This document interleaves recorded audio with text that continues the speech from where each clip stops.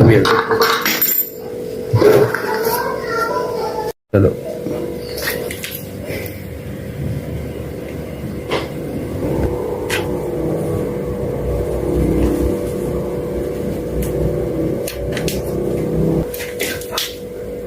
Kau perlu mengenal asal-usulmu dulu, tuanku, sebelum mengenal jati dirimu.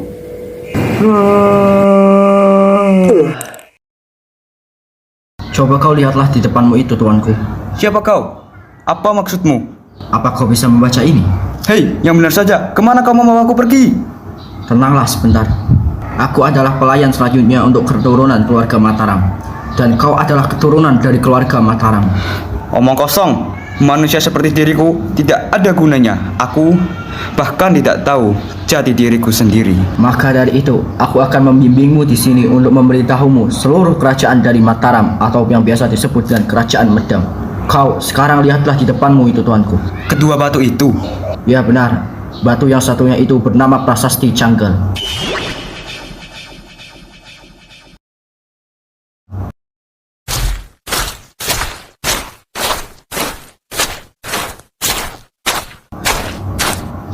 Siapa dia? Dialah Raja Sana. Raja ketiga dari kerajaan Galuh yang memimpin Pulau Jawa. Raja Sana kemudian menikahi seorang putri kerajaan dari Kalingga. Lalu berarti apakah dia juga memimpin Kalingga? Ya, pada akhirnya dia juga memimpin Kalingga. Namun ketika Raja Sana berada di kekuasaan kerajaan Galuh, dia mengalami penggulingan kekuasaan oleh seorang yang bernama Pubasora.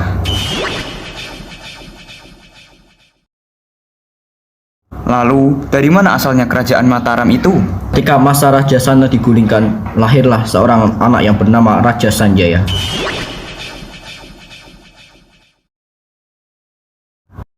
Dialah yang menjadi tokoh penting pendiri dari kerajaan Mataram.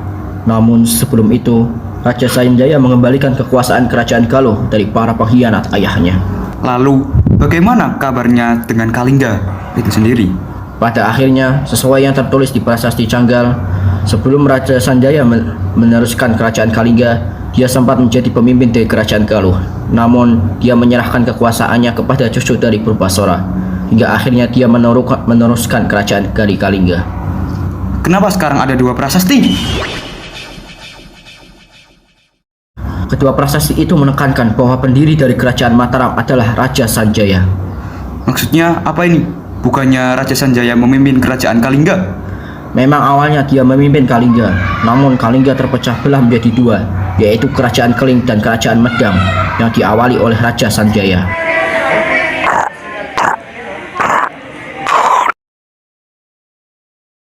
Di tempat ini, di abad ini, aku nyatakan dengan berdirinya sebuah kerajaan yang bernama Kerajaan Medang ing Bumi Mataram. Di abad 8 inilah, di Jawa Tengah tepatnya, berdiri sebuah kerajaan tersebut. Nama itu berarti Kerajaan Medang, yang berarti kota, beribu-ribu kota di Mataram. Nama Mataram tersendiri diambil dari nama Bumi Mataram, yang artinya daerah yang dikelilingi oleh gunung-gunung. Apa ini? Disitulah awal mula kerajaan dari kerajaan Medang, atau yang kita kenal dengan kerajaan Mataram. Lalu, bagaimana dengan berikutnya? Tampaknya kau sudah mulai tertarik, tuanku. Kita akan kembali, tuanku. Disinilah, tuanku, masa kejayaan kerajaan Mataram. Tempat ini, kerajaan Mataram? Tentu saja. Tunggu, sepertinya aku mengenal sungai itu. Tentu saja kau pasti mengenalnya. Itulah aliran Sungai Bengawan Solo. Letak kerajaan Mataram ini sangat dekat sekali dengannya.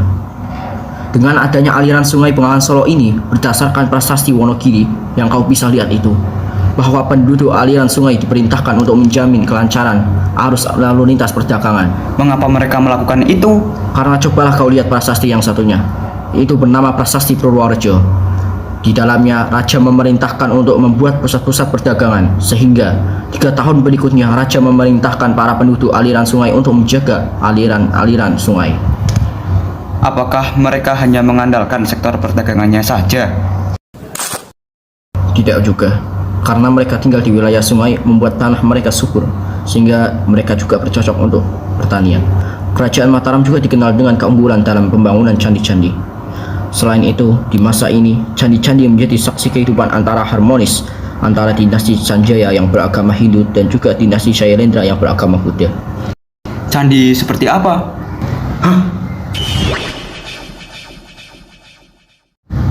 Sayangnya, dalam di bidang politik, kedua dinasti itu sering mengalami pertengkaran. Apakah mereka sering mengalami peperangan? Puncaknya masalah ini tiba ketika Raja Samaratungga memimpin dari dinasti Shailendra. Memangnya ada apa di masa itu? Raja Samaratungga memiliki dua anak. Anak pertama perempuan bernama Pramodawardhani dan satunya lagi anak laki-laki bernama Balaputra Dewa.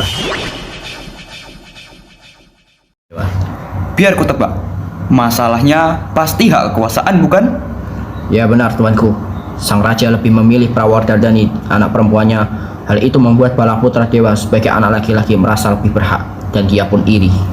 Bukankah ini hanya terjadi di dinasti Shailendra saja? Tidak tuanku, masalah ini berlanjut ketika dinasti Sanjaya yaitu Rakai Pikatan memiliki strategi politik untuk menikahi Prawardhani dan strateginya pun itu berhasil. Apakah perang saudara itu terjadi? Begitulah.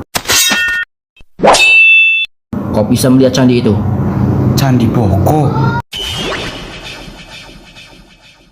Balaputra Dewa membangun ini untuk mempertahankan pasukannya.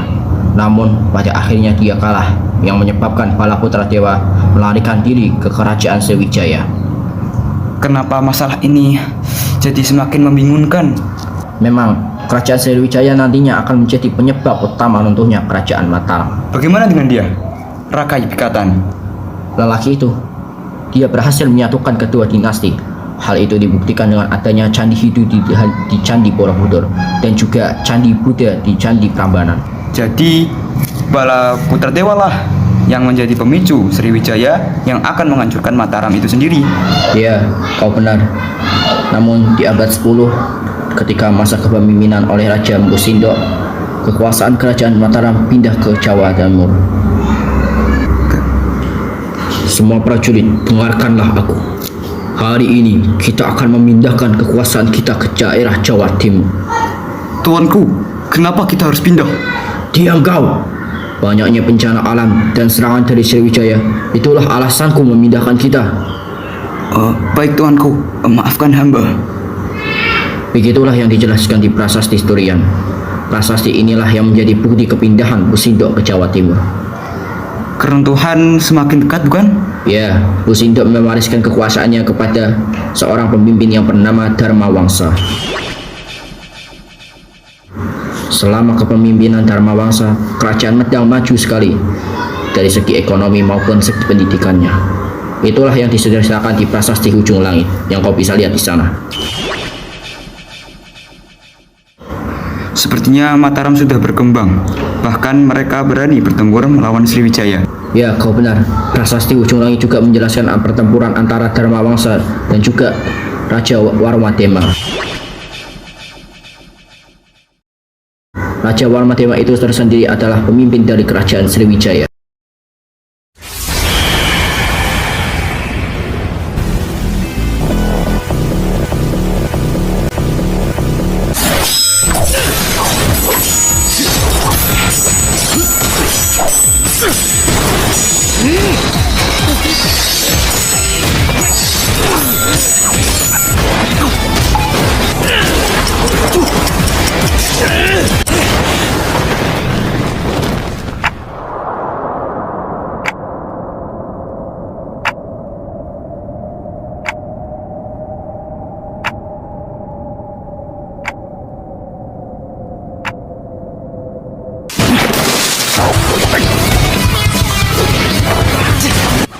Perang antara mereka berdua terus berlanjut, antara pihak Mataram yang dipimpin oleh Dharmawangsa dan juga pihak Sriwijaya yang dipimpin oleh Warmadema.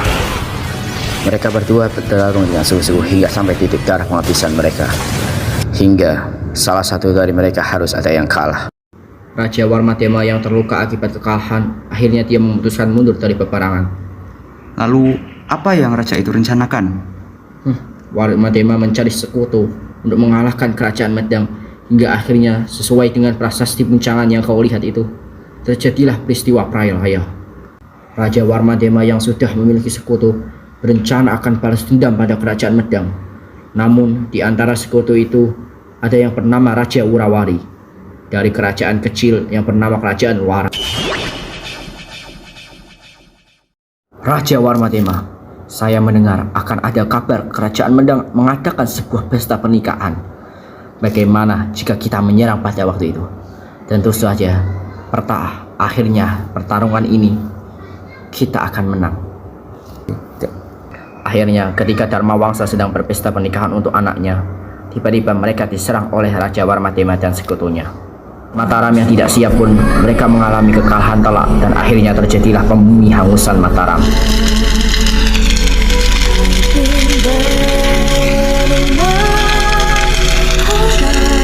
Apakah tidak ada yang selamat sama sekali? Ada, menantunya bernama Pangeran Airlangga. Pangeran Airlangga selamat dari kejadian itu, dan dia melarikan diri di hutan Wonogiri.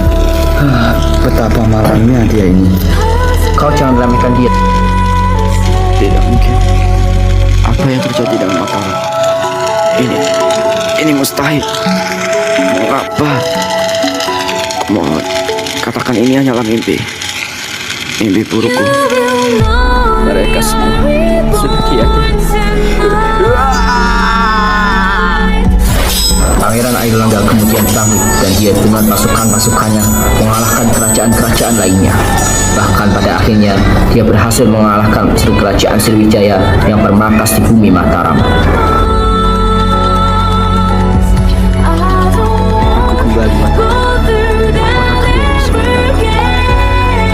aku di sini.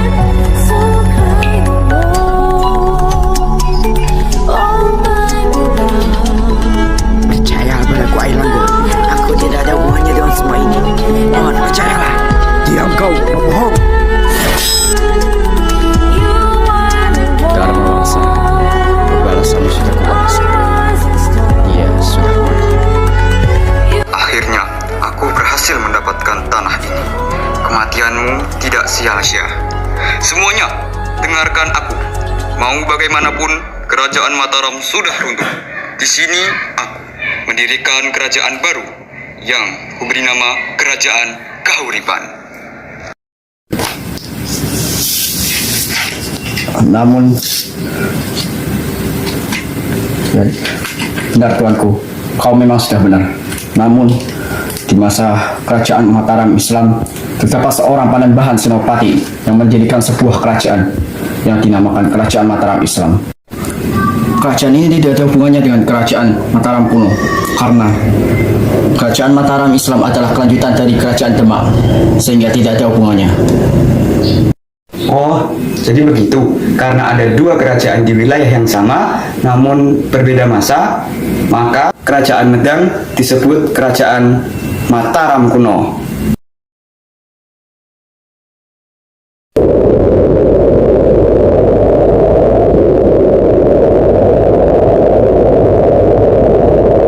Bismillahirrahmanirrahim. Dengan ini aku nyatakan dirinya kerajaan Mataram Islam.